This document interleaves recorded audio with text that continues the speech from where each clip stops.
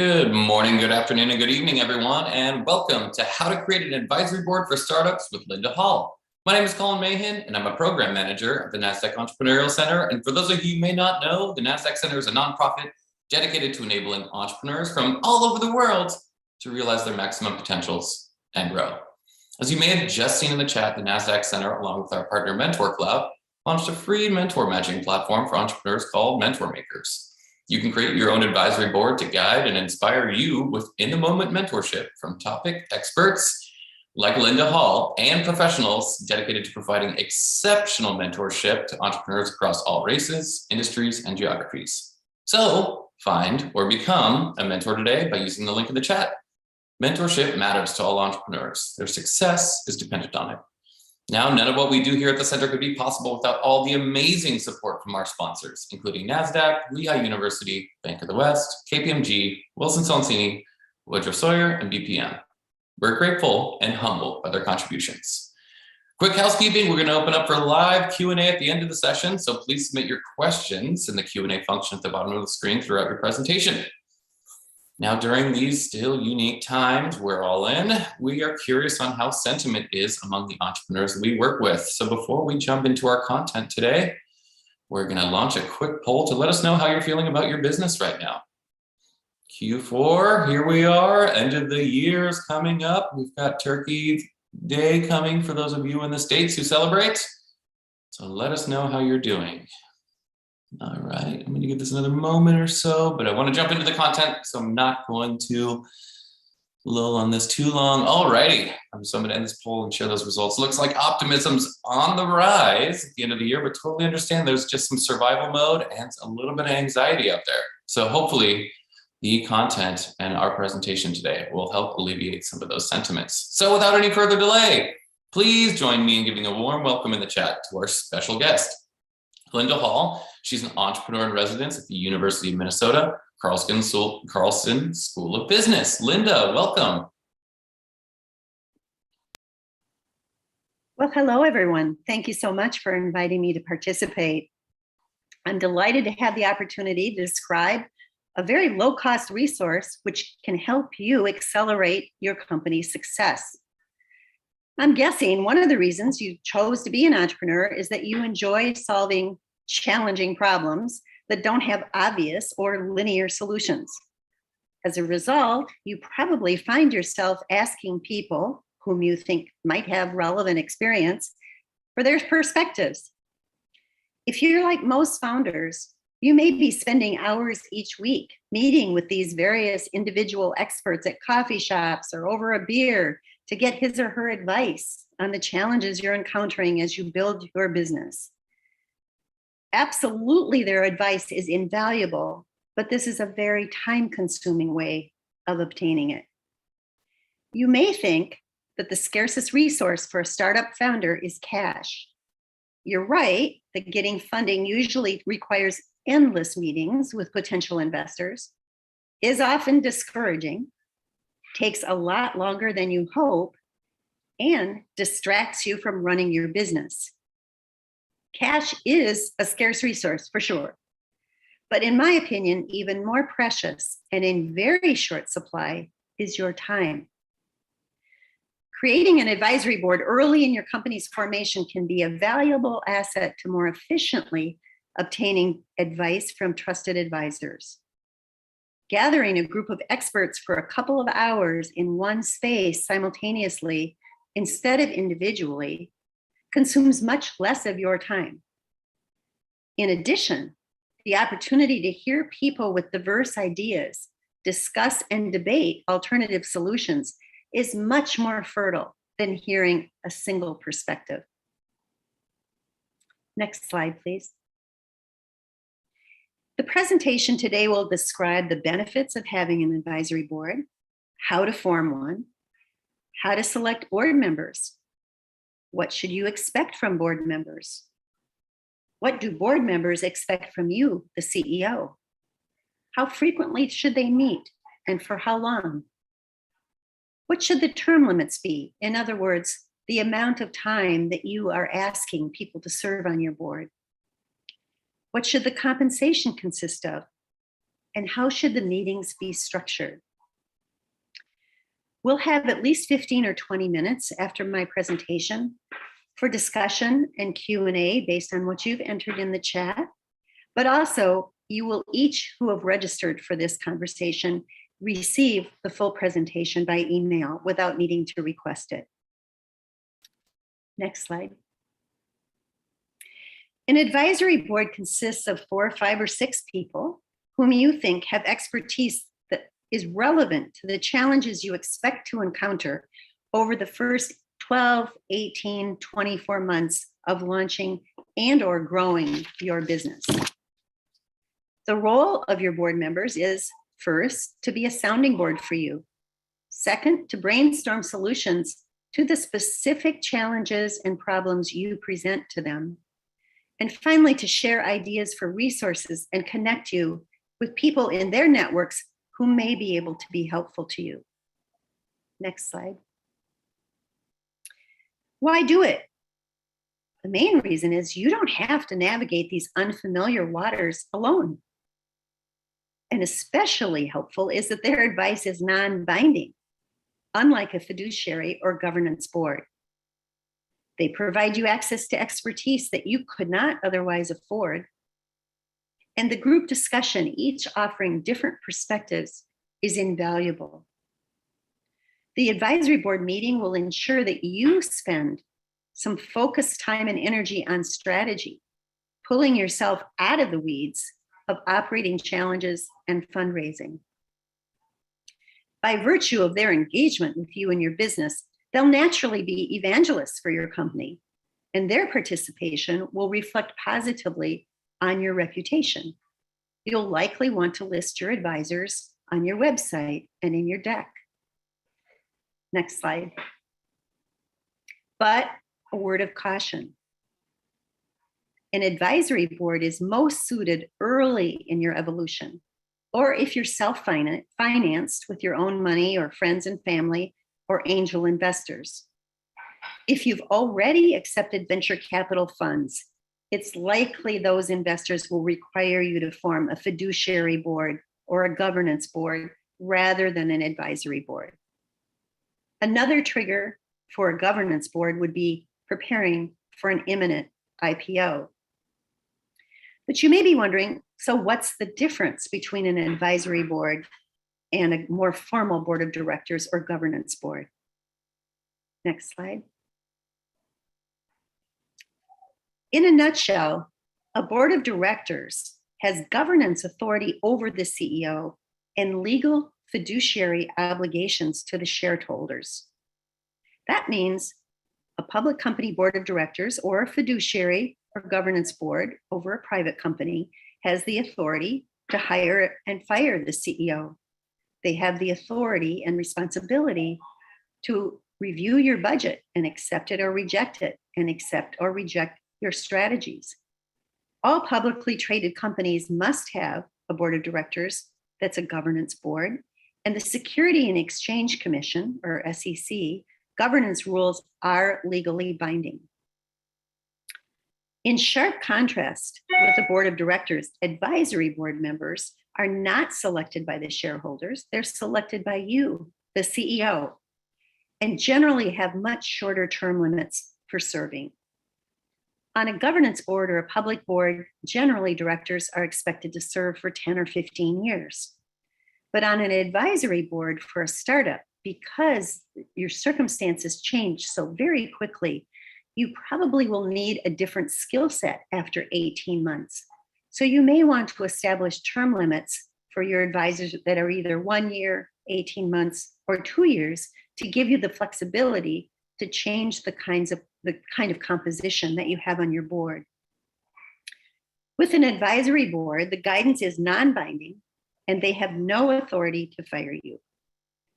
They meet for much shorter periods of time, generally 2 or 3 hours instead of 1 or 2 days, as in a governance board, but typically meet more frequently. Governance boards typically meet once a quarter.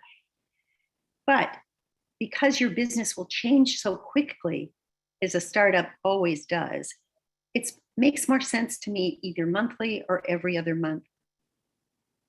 For an advisory board, the compensation is generally solely in the form of stock options or stock warrants, whereas in a governance board, it's generally a combination of cash and stock.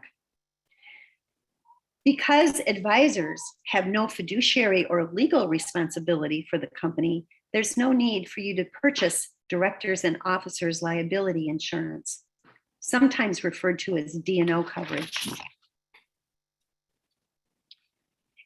Here's a list of attributes on the next slide, please.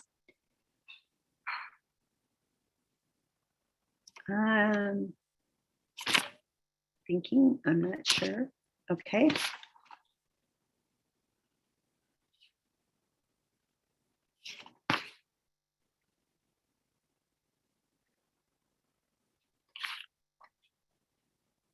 Are we on slide?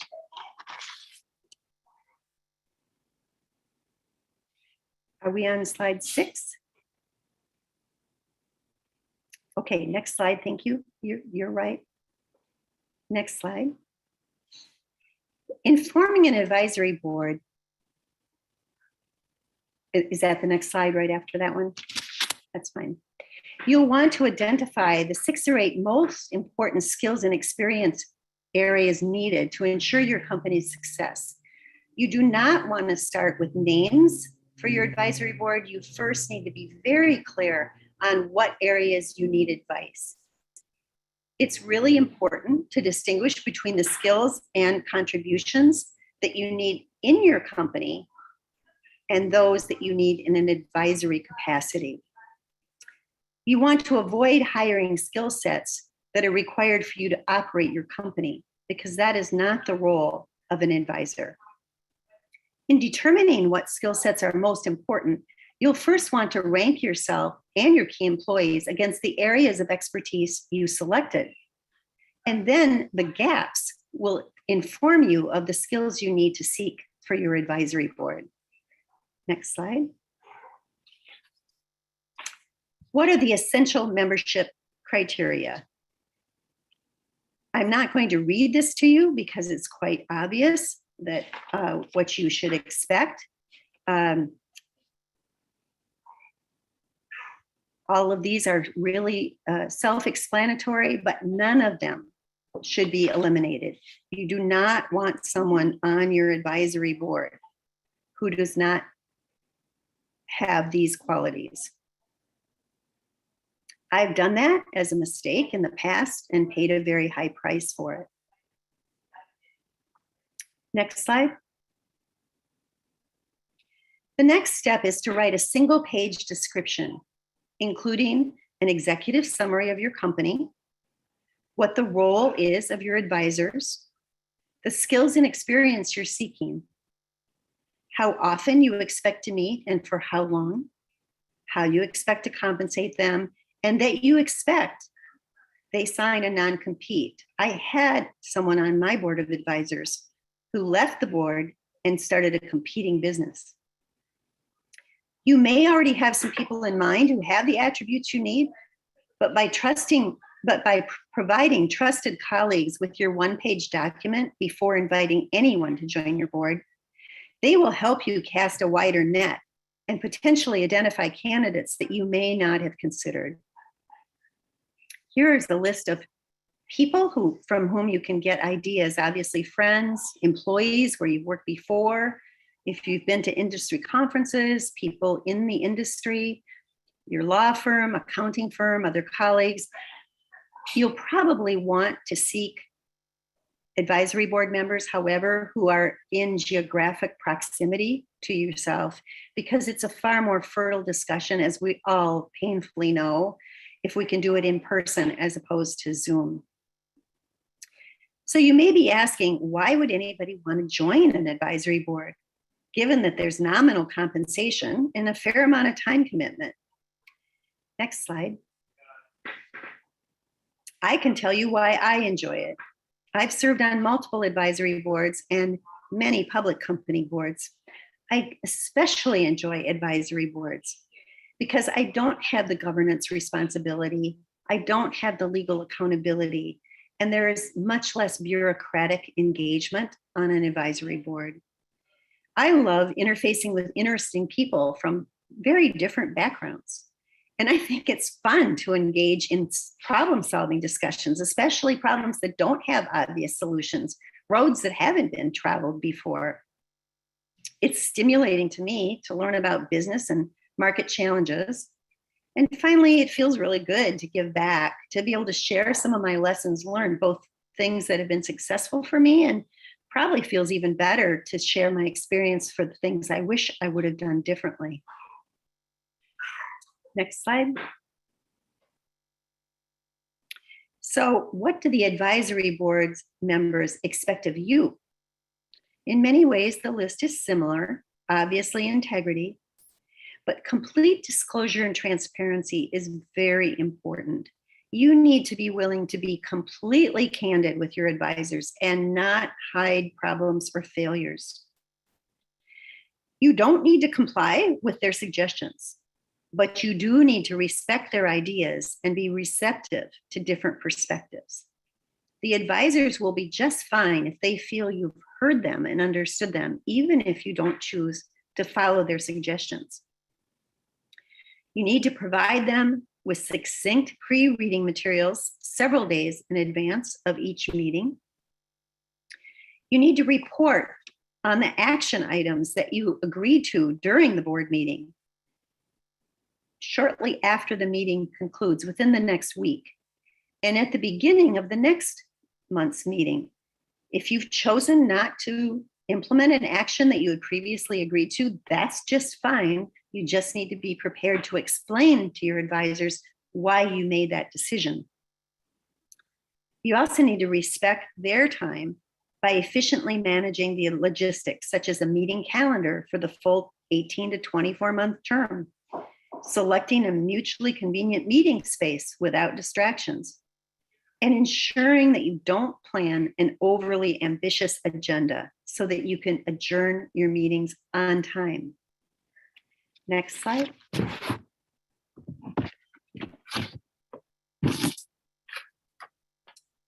So we talked about the CEO expectations of advisory board, or these are the expectations you have of your advisors. Of course, integrity, that goes without saying, but you also want them to be fully transparent with you. The rest are quite self-explanatory. You expect them to mentor you to achieve company success. You expect them to attend all meetings and to actively participate. You certainly expect them to come prepared and to have read the materials you've provided. And it's not at all unreasonable to expect them to be available for a few calls or emails in between board meetings. You also have every reason to expect them to share their network with you and their key contacts. Next slide. So I recommend that you establish your 12-month calendar, that you determine how often the meetings will meet. And I think generally 2 or 3 hours, not more than 3 hours, but less than 2 is really hard for everyone to get their mind in the game and really be focused on it. We've talked about a meeting location that's free of distractions. You'll want to provide the agenda and the materials well in advance of the meeting, allowing plenty of time so that you can end on time. And if you're paying in cash, which you will be unlikely to do, you would be distributing that at the meeting, but much more likely you're going to offer warrants or options. Be sure that you publish the follow-up actions and timeframes, yours as well as board members, within a week of the meeting. Next slide. So the very first meeting, you want to be sure that all of the people who are part of your board have a full understanding of your business. You want everyone to be level set. Even though everyone who's attending may be somewhat familiar with your business, it's important that they have a thorough understanding of the business, and that should really dominate your first meeting. For subsequent meetings, I suggest that you start each meeting with a brief review of what was discussed at the last meeting and any updates on those topics that were discussed, but not take more than about 10 minutes for that part. And then provide a brief business update. When you do that, it's important to talk about what's going well and what keeps you up at night. However, the majority of the meeting should be devoted to 2 or at the most 3 of the most pressing challenges you want them to discuss with you. There needs to be plenty of time for that so that you can do more than a superficial discussion of what the potential solutions could be. And I suggest concluding every meeting with what I call a one breath summary. One breath meaning that someone isn't going to be able to go on for paragraphs, but one breath about how they feel the meeting went. I have never done this without being surprised at what I learned regarding each person's perception of what went well or what needs to be improved about the meeting. Within a week, it's important that you distribute the notes from your meeting as well as the action items to everyone, as well as the recommendations that you heard regarding the 2 or 3 challenges that you presented and the action items. Next slide, please. So why do it? In summary, creating an advisory board early in your company's formation is a valuable asset to much more efficiently obtain advice from trusted advisors. Gathering a group of experts for a couple of hours simultaneously instead of individual meetings consumes much less of your time and gives you the opportunity to hear people with very different perspectives brainstorm and debate solutions. So it's much more fertile than hearing a single perspective. It's an affordable and efficient use of expert resources to help you become successful more quickly. So now I'd like to turn it back to Colin for all the questions that you'd like to suggest. Awesome. Thank you so much, Linda. What a great overview. And it seems somewhat obvious, but a lot of people don't know some of this. So I love that you shared the really, really specific ways of bringing an advisory board together and cultivating them and why it's advantageous to have champions that don't have legal responsibilities in your corner. So we'll get started. Sandy, thank you for the question. Is there a list to evaluate areas of expertise needed for certain industries and how to find where the gaps are for choosing advisors? That's a great question. I don't believe there's a generic list for certain industries. I would suggest rather that the founders of the company, the people who are involved, talk about what will the challenges be that they anticipate for the next 12 to 18 months in launching the company. And then write down the skill sets they feel are required to effectively navigate those challenges and obstacles. Then look at themselves to see, well, do we already have all the skill sets we need? If so, you probably don't need an advisory board, but you probably don't have all the skills that you need. So where there are gaps, those are the skills that you're seeking. Great. And you also mentioned paying a high price for choosing advisors without certain qualities listed. Can you tell us about this incident or give real life examples from your experience? Sure. Yes, I can. In one case, the person's credentials were very appealing. I was needing to do a retail rollout, and this person had been at a very, very successful multi-location fast food company. And so I presumed this individual would be a good board member, and the person was very eager to join the board. However, I didn't do my homework. I didn't request references. I did not find out how he had handled himself on other boards. It turned out that even my nephew knew him from working with him in Hong Kong, but I did not do my due diligence. And he rarely read the materials before the board meeting, really enjoyed listening to himself share his ideas, and anticipated that as a startup, we would cover his airfare at a first-class rate. I could have avoided that easily had I just spent a little more time doing homework and not been blindsided by his resume. Yeah, that's, I'm sure it was a challenge, but That's why due diligence is important on both sides of the table. Let's see, Hassam, former Milestone Makers grad. Shout out to Hassam. Hey, how's it going, buddy? What are the standard or expected equity distributions for advisory board members? That's a really good question. Certainly in total, the advisory board, let's say it's a 2-year term.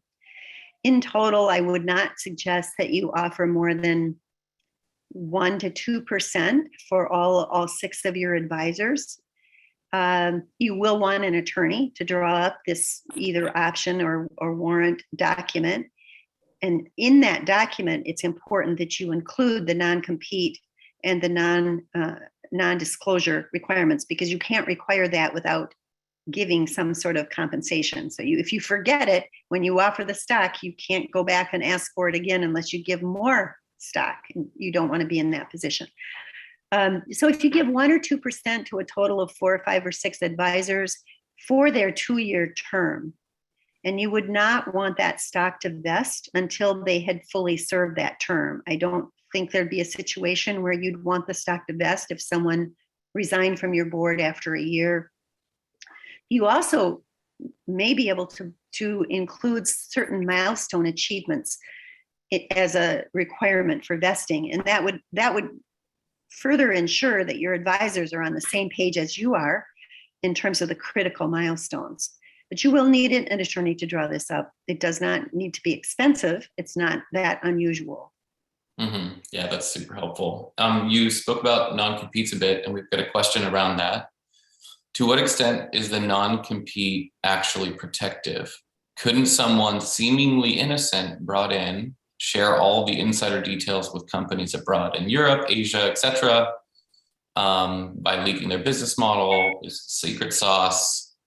A serious question I have is whether you believe it could be worth hiring a private investigator before officially onboarding an advisor if we have the funds to run a professional search. That's a big one. That's a big one. If I were that suspicious, I wouldn't bring the person on the board rather than spending the money to hire a PI. If the person joins your board, they obviously think your stock is going to be worth something, but they're not going to get the stock if they violate the non-disclosure. In many cases, for example, I was a CEO of Minute Clinic until CVS purchased us the early 2006. We had no intellectual property protection. We had no trademark protection. We did for our name, but we had nothing to protect us except the excellence of execution. And oftentimes in businesses, that is your best protection. Yeah. And you also mentioned a bit about the terms. Someone's asking, what happens if we hire an advisor for 1 to 2 years and they miss meetings and don't step up when they need them most?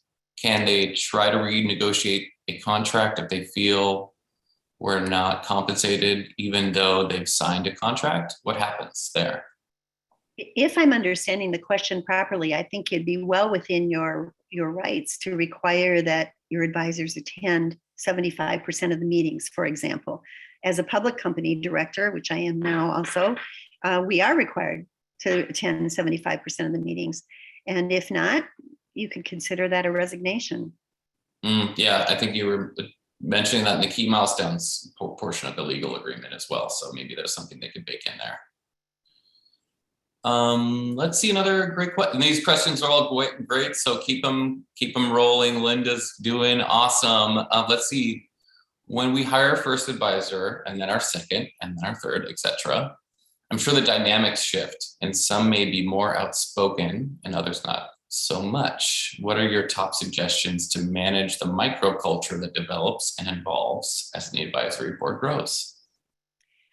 I don't suggest growing an advisory board. I suggest waiting to have your first meeting until you have fully populated your advisory board of the 4, 5, or 6 people. Because you're correct, if you're always adding somebody new, the dynamics are always shifting. The whole form, storm, norm just never ends. And so you lose the productivity. So I think it's preferable to select your members and then launch. Awesome. Should DE&I be a factor when selecting members? Absolutely. It should always be a factor.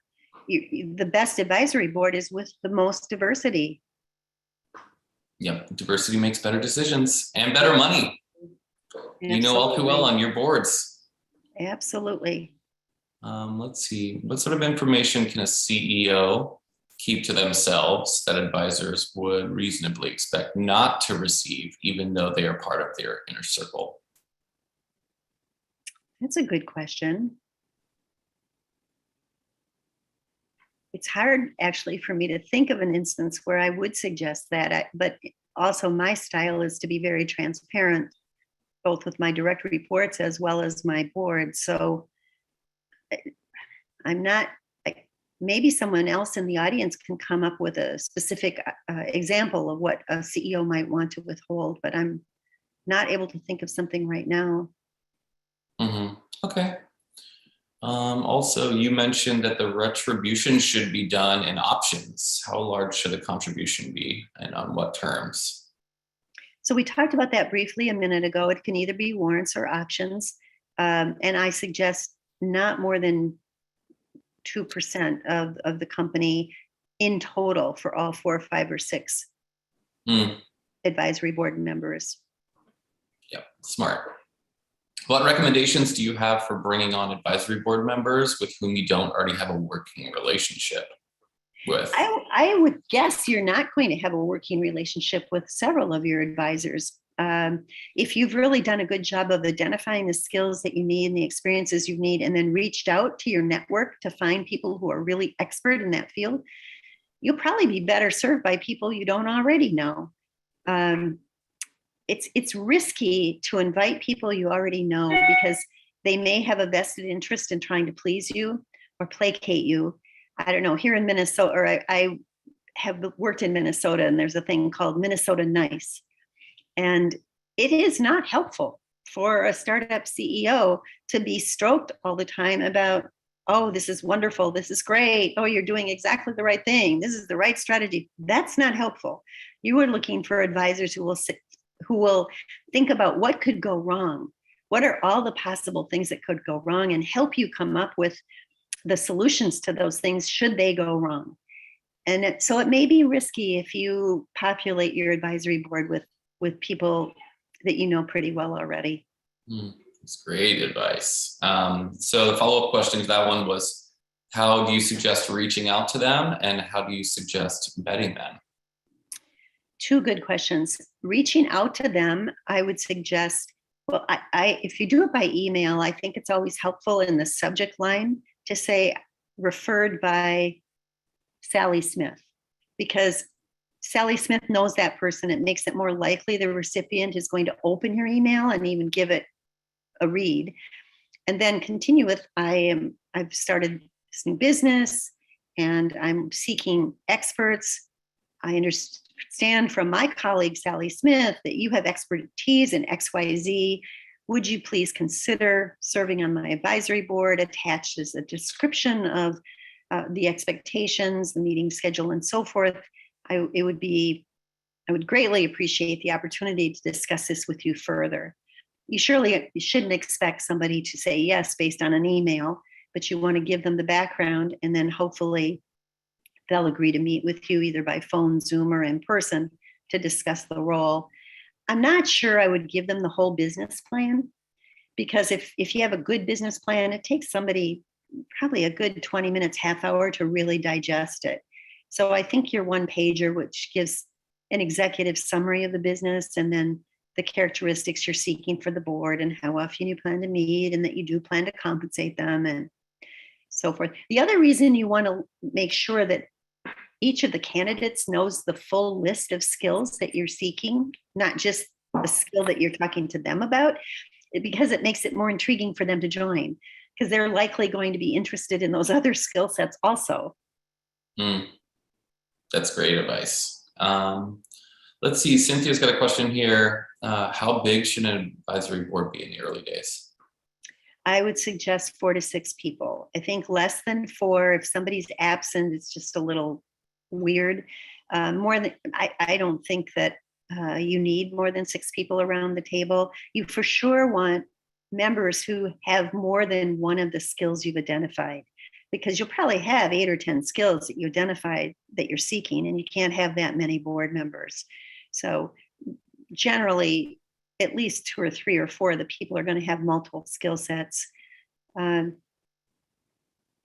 terms, no one has asked this, but it brings to mind, if you've got a couple people working in the company with you, do you want to include them also in your advisory board meeting?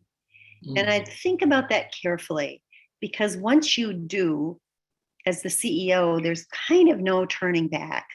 And there could be a situation where you really would like to be able to discuss the performance of your salesperson or your IT person. And so then you'd have to disinvite them to that meeting, and that gets a little dicey. So in general, you can always have that person come in for a portion of the advisory board meeting, which makes all kinds of sense to me.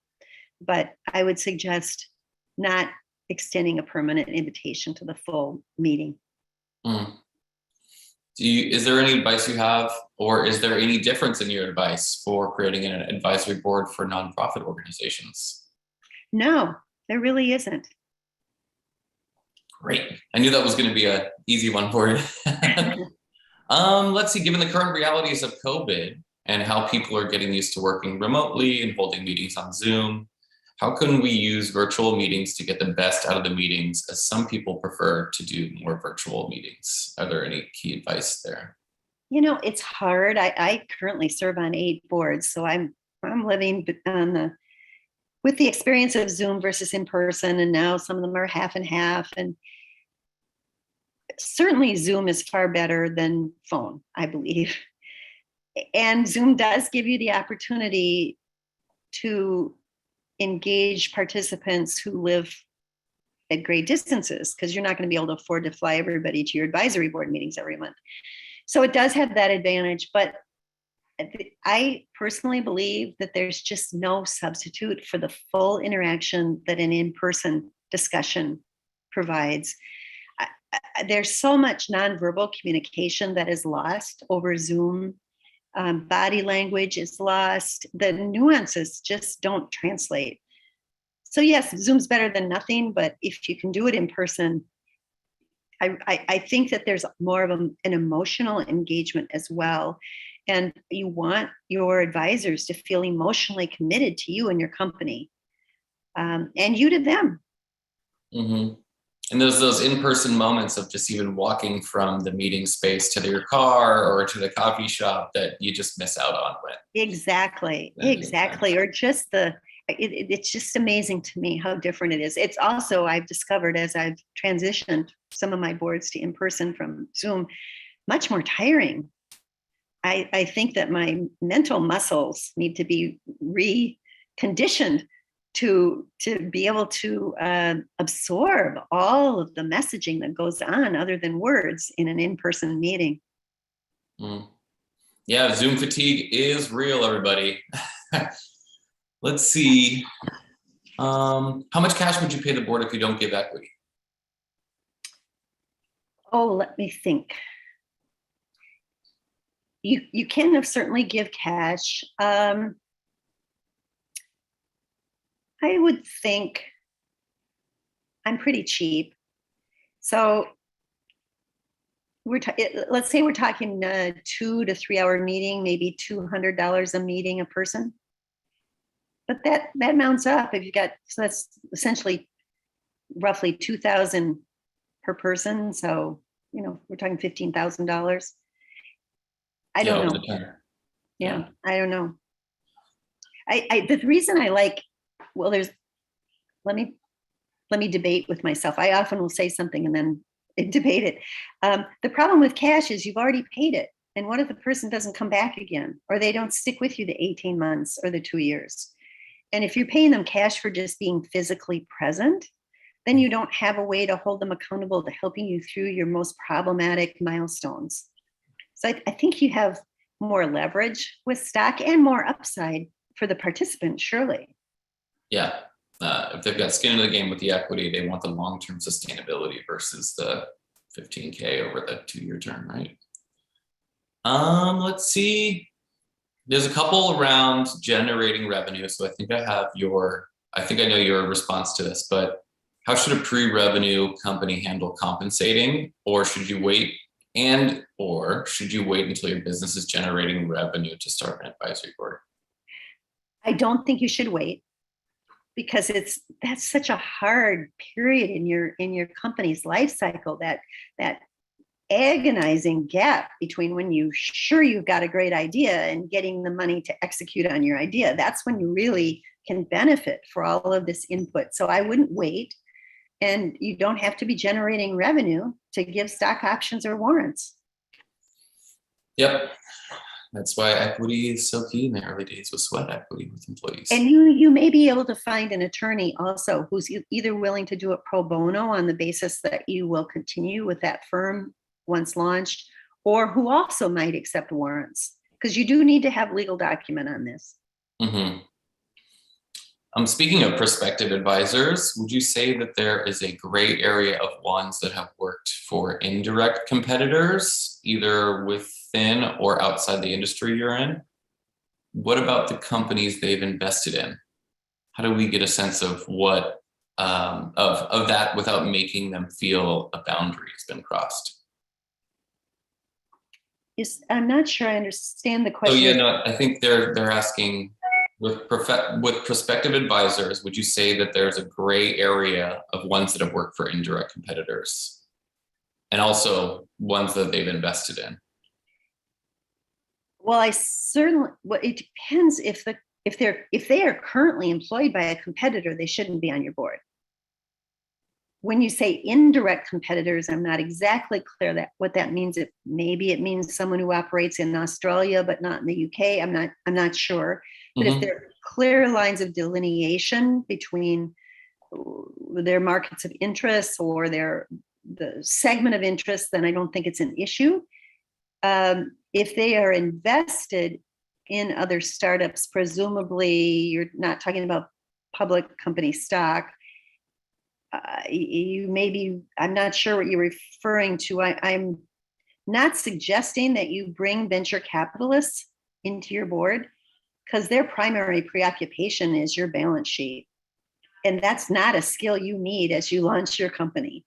You need somebody with operating skills, somebody who's done the distribution, somebody who has done all the work of the work. So I'm not sure there'd be much of a situation where you'd be interested in having an investor on your board. I love that. Yeah, there was a question that came in on that. So you answered it. Awesome. Let's see. Speaking of non-disclosures and non-competes, what should you disclose and what should you not disclose when reaching out to advisors before they sign the paperwork? It's probably about the same guidelines that you have to follow when you talk to potential investors. You'll never get money if you don't tell them what you're doing.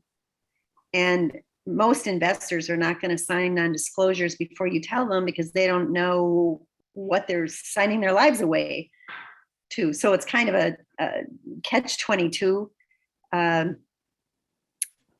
If you've got intellectual property or you've already filed for patent protection, you're protected in that way. If it's an idea, you really can't protect ideas. That's helpful. You mentioned references as part of due diligence. What else would you recommend doing? Interviews, ? Well, I think I did reference, in addition to sending the email, they should want to talk with you before they say yes, and you should want to talk to them, because they may have outstanding skills, but if their behavior rubs you the wrong way, don't do it. You've got to be able to look forward to your advisory board meetings. And if somebody just has irritating characteristics or is arrogant, you can't tell the arrogance from looking at their materials, or isn't a good listener. So yes, I very definitely think it should be either a Zoom, but preferably an in-person interview to find out if there's a chemistry match. Yeah, personality is way different than skill set.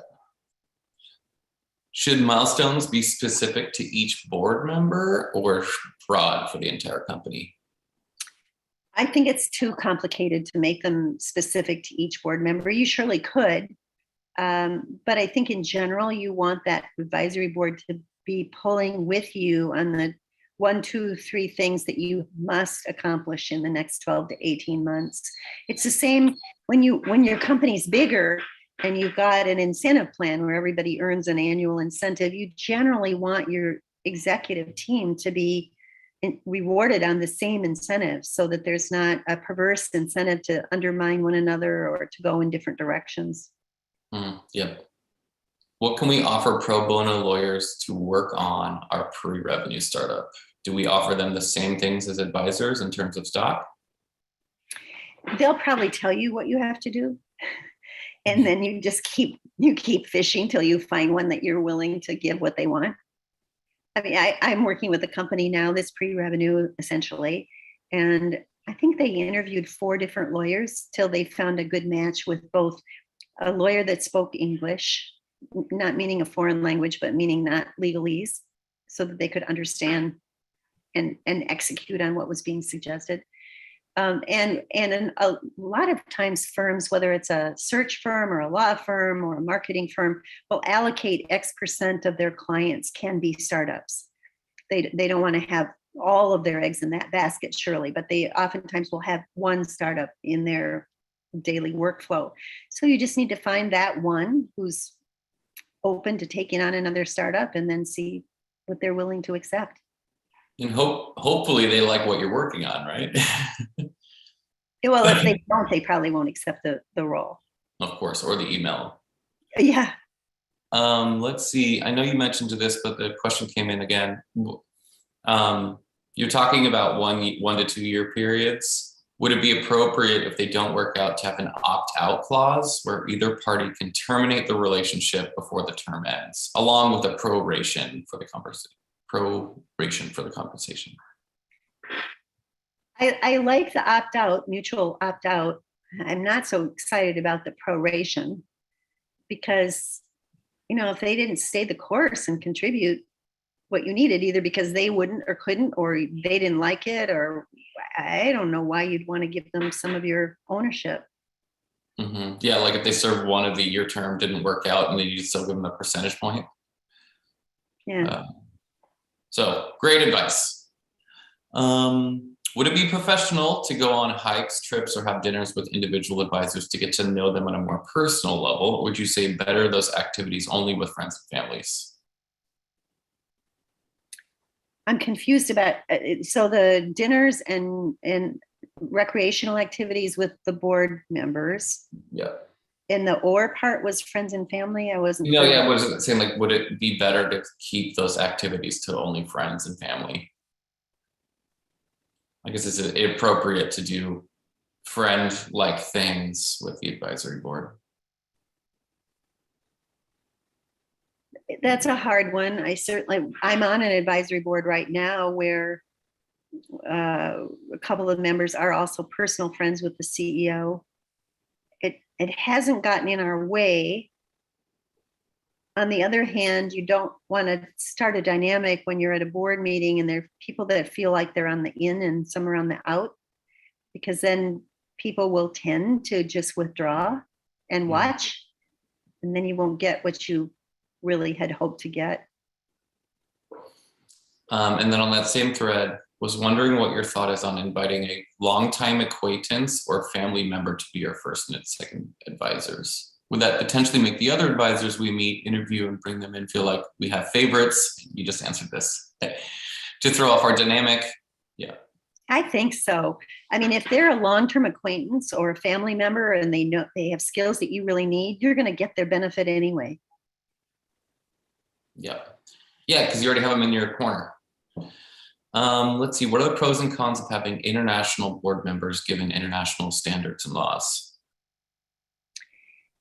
I think it depends on the stage of your company. I've probably coached 25 or 30 startups in the last while, and there's only ever been one that I encourage right now. Actually, I'm working with that company where I am encouraging them to go global right away.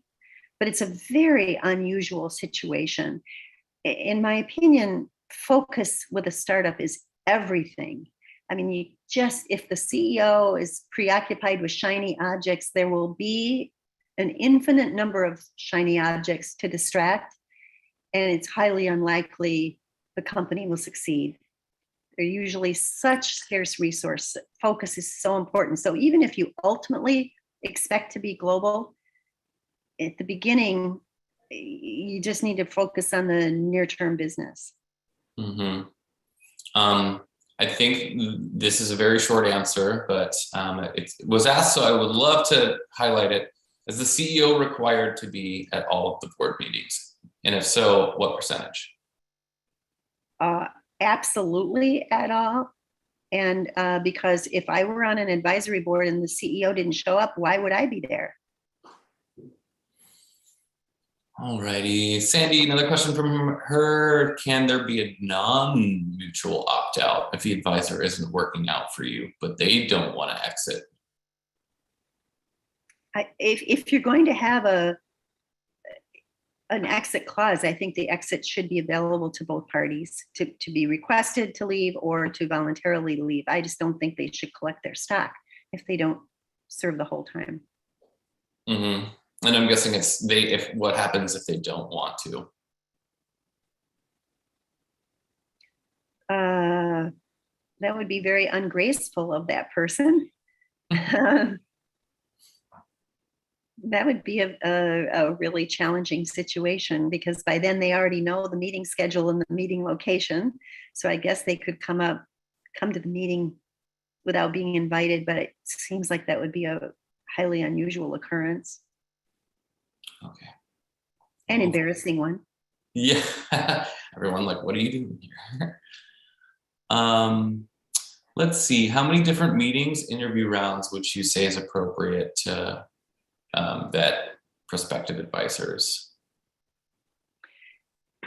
I think if you've got a co-founder or you've got a key employee with whom you're already working, I think it's fine to have both of you meet simultaneously with a prospective advisor. I wouldn't ask the advisor to come for more than one round of interviews. I think Awesome. It's asking too much. Mm-hmm. Yeah, and I feel like you can get a general sense over a couple of meetings quickly. Let's see. This is a good question. Am I right to assume that the board of advisors is more of a thing for tech startups and other businesses that have a track to exit, or would it make sense for a smaller business or health coach to find an advisory board if they're running a solo business that may do products or selling online? Well, if I'm understanding the question correctly, I'm on advisory board now for a company that was founded 10 years ago. And it's a pretty large company of 1,000 employees, but it's privately held and they're by the founder. And what I used to teach at the Carlson School of Business was how you navigate stages of growth post-launch to maturity. When you're launching a company and looking for money, it seems like the hardest thing you could ever possibly do. But it's even harder to grow it through that $10 million mark, that 50 million, that 100 million, because when to add the infrastructure, when not to, when to become bureaucratic, when to have layers of management. It's just, there are a lot of really challenging situations that an advisory board can be very helpful to the CEO during those stages as well. But maybe I didn't understand your question.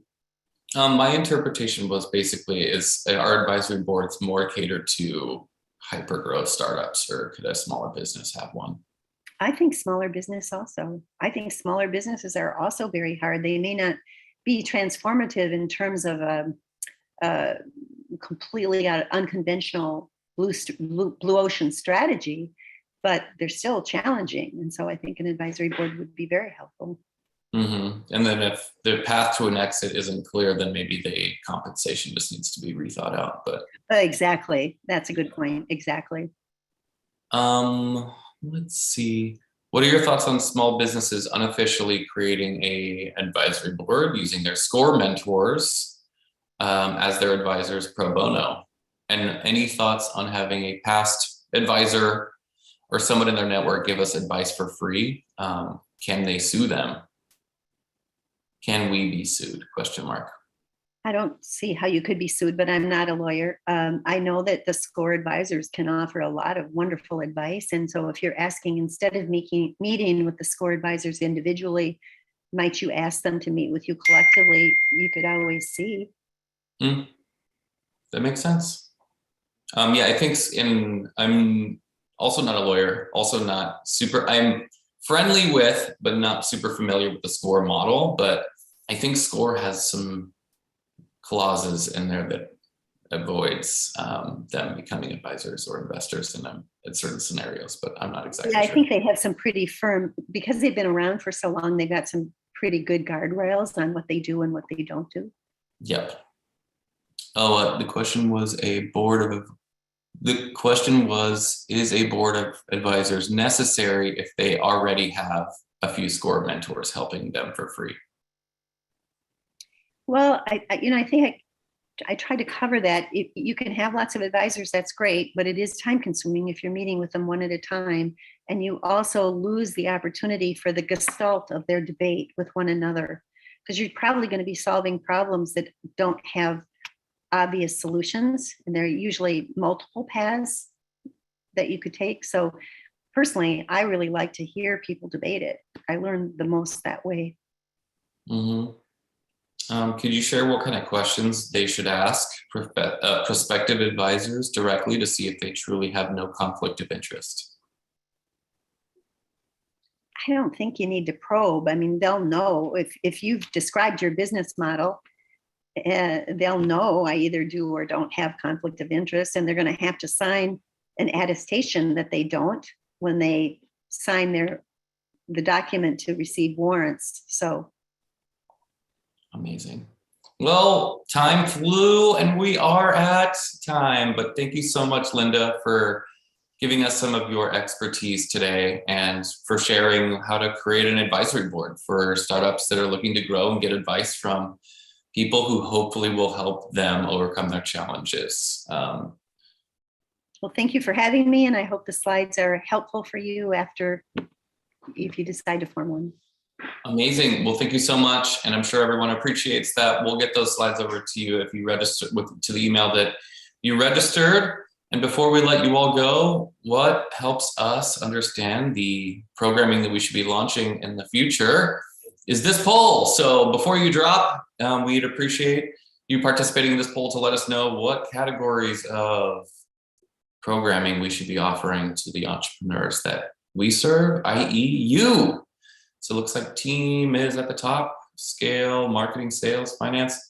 Ooh, we're kind of all over the place. Well, I love this. So I'm going to end this poll and share those results just because you all can see. So it looks like team is part of one of the top challenges. And hopefully your advisory board will help you navigate some of them in addition to what we do here at the center.